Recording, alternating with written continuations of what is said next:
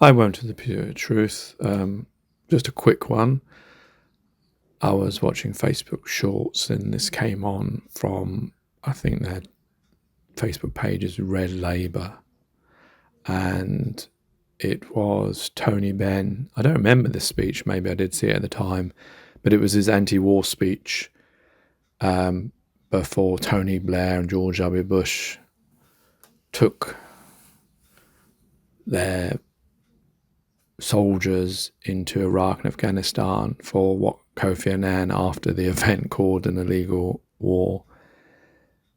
I guess because it misused the conventions of the UN Charter. You know, there were some conventions they used to be able to justify their action. Of course, these days it seems like you don't need to do that anymore. Back then you had to convince people and use rules and etc. to do it. Now it seems like you just decide and you just start going to bomb countries, and you don't have to do that anymore, as we've seen from lots of countries from the West and others that just take action and even break international law and still carry on doing it.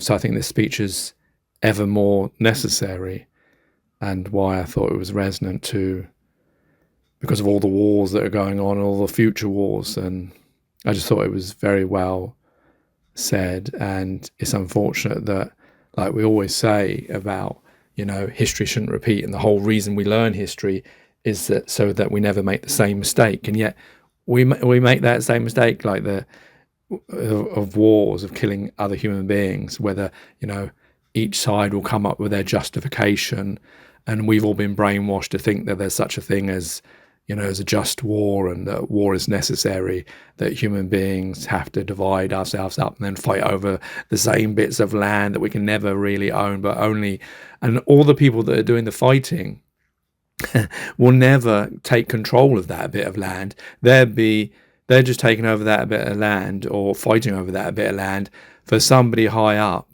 to rule over them. But yeah, they go and do it.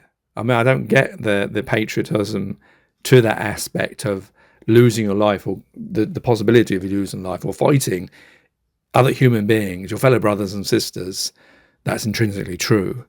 Just we've all forgotten that. But that you'll do that, but you'll get actually no gain out of it, as the soldiers of Vietnam and Iraq and Afghanistan found when they came back and couldn't work and all had PTSD, and obviously lots of people were not very happy with the actions that took place.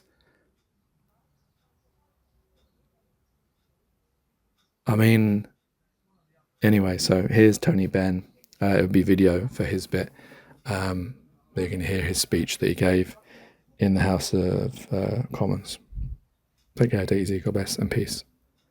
War is an easy thing to talk about. There are not many people of the generation that remember it. The right honourable gentleman served with distinction in the last war. I never killed anyone, but I wore uniform.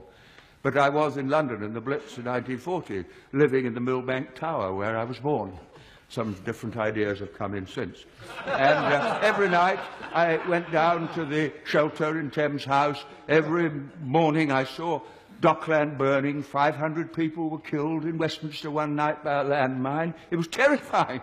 Aren't Arabs terrified? Aren't Iraqis terrified? Don't Arab and Iraqi women weep when their children die? Doesn't bombing strengthen their determination?